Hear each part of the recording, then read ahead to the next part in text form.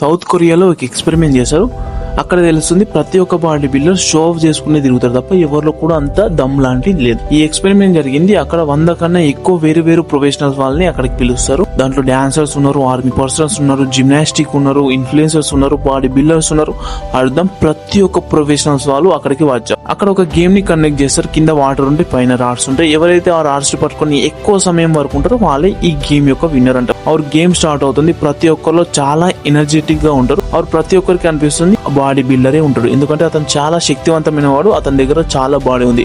కానీ starting 5 minutes లోనే ఆ క్యాండిడేట్ అవుట్ అవుతారు. అతను ఎవరో కాదు, మన బాడీ బిల్డర్. और మెల్లిమెల్లిగా టైం గడుస్తూ వస్తుంది. అందరి పొజిషన్ అటు నుంచి ఇటు నుంచి ఇటు చేంజ్ చేస్తూ వస్తున్నారు. ఆ సమయంలోనే మన అథ్లెటిక్ కూడా అవుట్ అవుతారు. और కొద్ది సమయం తర్వాత ఎక్కువ శక్తి పెట్టడం వల్ల మన ఫిట్నెస్ ఇన్ఫ్లుయెన్సర్స్ కూడా అవుట్ అవుతారు. అతను జస్ట్ అతని బాడీ చూపించుకోవడానికి ఇన్ఫ్లుయెన్సర్.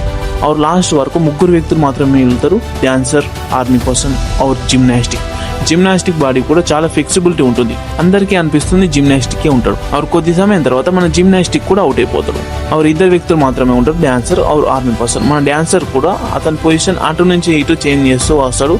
కొద్ది సమయం తర్వాత అతని లెగ్స్ ని కూడా ఉపయోగిస్తాడు అక్కడ ఎక్కువ సేపు ఉండటానికి. और ఆ క్రమంలోనే అతని గ్రిప్ చేంజ్ చేసుకునే టైంలో అతను కూడా అవుట్ అయిపోతాడు.